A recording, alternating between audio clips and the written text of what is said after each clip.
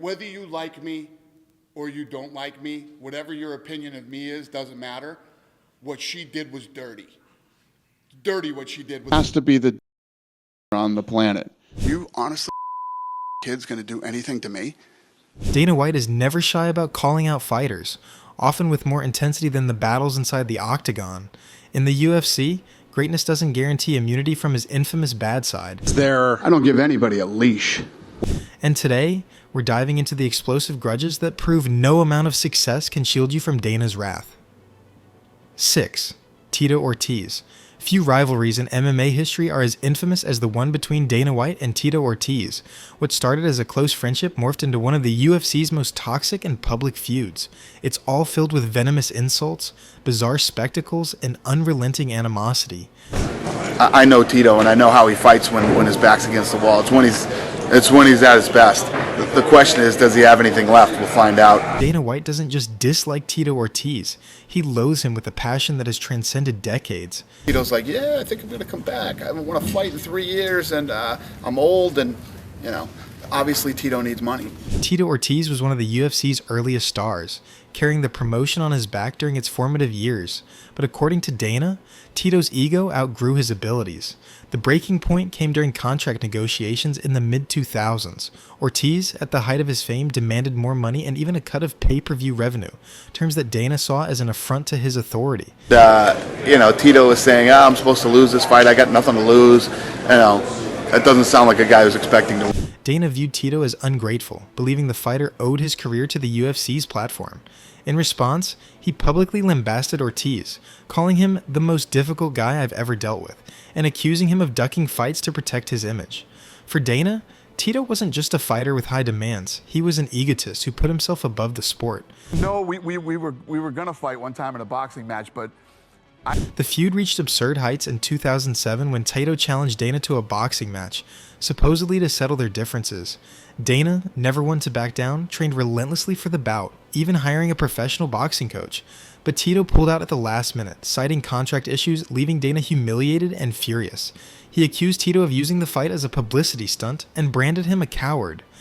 I believed it, but I guess whenever you start listening to other people saying that you're not good anymore, you need to retire, and you almost start believing it, you start reading into it too much. Dana's disdain didn't stop there. He went on to mock Tito at every opportunity, referring to him as a moron and not the sharpest tool in the shed. Even after Tito left the UFC, Dana continued to take shots at him, dismissing his career achievements and labeling him as irrelevant. For Dana, Tito wasn't just a problem to manage, he was a betrayal of trust. Their feud wasn't about business, it was deeply personal, a clash of egos that left both men scarred and the MMA world captivated. 5. Chris Cyborg. Never happy, complaining about everything. She was a nightmare to deal with. Chris Cyborg wasn't just a fighter, she was a phenomenon. Known for her devastating knockouts, unmatched aggression, and an aura of invincibility, she embodied everything that made MMA captivating. Yet, to Dana White, she was a nightmare, not because of her skill, but because she refused to conform. In Dana's eyes, Cyborg wasn't just defiant, she was a threat to his control of the UFC narrative. Dealing with her has been a nightmare the entire time she's been here. From the outset, Dana dismissed Cyborg as unmarketable. He claimed her fighting style lacked appeal and her personality didn't connect with fans, but it didn't stop at professional critique. She looked like Vanderlei Silva in a dress and heels. And she did. Didn't she not? Who wants to dispute that she didn't look like Vanderlei? Dana took his disdain to an intensely personal level, famously mocking Cyborg's appearance by comparing her to Wanderlei Silva in a dress. The comment was a low blow that drew widespread backlash from fans, fighters, and media alike. But Dana, ever unapologetic, didn't flinch. For him, Cyborg wasn't just difficult. She was someone who dared to challenge his authority. The animosity reached new heights during contract negotiations in 2019. Cyborg was fresh off a victory and eager to secure a rematch with Amanda Nunes, the only fighter to have defeated her in over a decade. Dana, however, had other plans. A leaked video revealed Dana lying about Cyborg's demands, portraying her as greedy and unreasonable. Not. I am going to surprise if Dana White says something nice for me. And, it's not new for me, The footage vindicated Cyborg, exposing Dana's manipulative tactics for the world to see. But instead of admitting fault, Dana doubled down, publicly accusing Cyborg of being afraid of Nunes, a claim that blatantly ignored her repeated calls for the fight. But when she talks about her legacy and her brand, right? Her legacy and her brand, nothing's better than knowing that she's a clean athlete after testing positive for steroids and all the negativity that surrounded her about being a dirty athlete, right? When Cyborg left the UFC, Dana's vendetta didn't end. He worked to diminish her legacy, labeling her irrelevant and suggesting that her fights no longer mattered. Even as Cyborg continued to dominate in other promotions, Dana ensured she was excluded from the UFC narrative, as though her accomplishments were a footnote in MMA history. To Dana, Cyborg wasn't just a fighter he clashed with. She was a symbol of defiance that he couldn't tolerate. His disdain wasn't rooted solely in business. It was personal, vindictive, and relentless. Cyborg's departure wasn't just a contractual ending. It was the culmination of Dana's mission to tarnish her reputation and erase her from the sports spotlight. 4. The Shamrock Brothers. I don't even want to mention this guy's fucking name, but it's like Ken Shamrock burst back onto the scene. Ken and Frank Shamrock were legends of MMA, helping build the UFC from its earliest days. But in Dana White's eyes, their contributions were overshadowed by their refusal to fall in line. Let's not forget that Ken Shamrock tried to sue us. Ken Shamrock owes me $175,000. Ken Shamrock's feud with Dana began in 2006, when Ken sued the UFC, claiming they owed him royalties. The lawsuit became a lightning rod for Dana's fury. He called Ken a washed-up nobody and dismissed his claims as pathetic. The public war of words escalated, with Ken accusing Dana of exploiting fighters, and Dana firing back by questioning Ken's relevance and skill. It's weird. I wonder why you didn't tell that, because you're a two-faced lying chump. That's what you are, Frank Shamrock. Frank Shamrock, on the other hand, went after Dana on principle. That's the way I think that they really think about athletes who have made them so much money, but when they come to the end of their career, they've got no use for them. And Frank was one of the most vocal critics of the UFC's business practices, accusing Dana of turning the sport into a corporate machine that prioritized profits over fighters' well-being.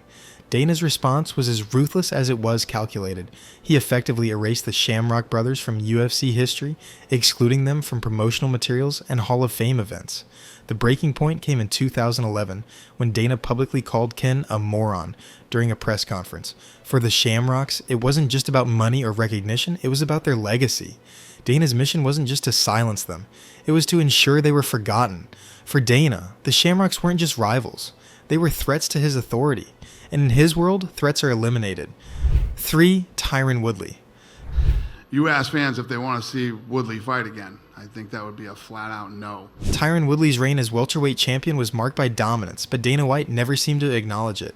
From the moment Woodley won the title, Dana labeled his performances as boring, criticizing his strategic style while ignoring the caliber of his opponents. Pay to see Tyron Woodley fight again. You know. The animosity reached a boiling point in 2017 after Woodley defended his title against Demian Maia. Dana called it the worst title fight in UFC history, an insult that Woodley didn't take lightly. Oh yeah, if you want to please me, treat me fairly. I don't need any extra attention. Okay. I don't need any above and beyond, but I want to be treated fairly. Woodley fired back, accusing Dana of disrespect and even suggesting that racial bias played a role in how he was treated compared to other champions. Dana's disdain became more apparent after Woodley lost his title to Kamaru Usman in 2019. Instead of showing respect for Woodley's impressive run, 4 successful title defenses, Dana dismissed him as washed up and mentally broken. He didn't want to take the risks. But the most egregious display of Dana's hatred came when Woodley's career began to decline. Dana didn't just move on like he did with other champions, he actively buried Woodley's legacy, refusing to acknowledge his accomplishments and portraying him as a cautionary tale of wasted potential. For Dana, Woodley wasn't just a fighter who fell out of favor, he was a target for public ridicule. 2. Nate Marquardt. Nate's done. I'm done with Nate. Nate Marquardt's UFC career was full of promise until it was derailed by a single incident. In 2011, Marquardt was pulled from a main event due to elevated testosterone levels linked to TRT, testosterone replacement therapy. Dana's reaction was nothing short of nuclear. He didn't just remove Nate from the fight, he cut him from the UFC entirely, publicly labeling him unprofessional and a disgrace. But Dana didn't stop there. He used every opportunity to tarnish Nate's name, calling him a liar and questioning his commitment to the sport. Facts are the facts, and it is what it is. The controversy surrounding Nate wasn't unique. Several fighters had been caught using TRT with far less severe consequences. But for Dana, Nate's infraction was an opportunity to make an example of him. He made sure Nate's name was excluded from UFC history, effectively erasing his contributions to the sport. There are people that are trapped in economic slavery over there, and they're literally making bricks all day long. When Nate tried to rebuild his career outside the UFC, Dana took it as a personal insult. He mocked Nate's performances in smaller promotions, calling them embarrassing, and suggesting that Nate was never UFC material to begin with. For Dana, cutting Nate wasn't enough. He wanted to destroy his reputation entirely. To this day, Nate Marquardt's name is rarely mentioned in UFC discussions, a testament to Dana's ability to control the narrative and punish those who cross him. 1. Josh Barnett. Josh Barnett's relationship with Dana White was doomed from the start. From his first UFC run, Barnett made it clear that he wasn't interested in playing by Dana's rules.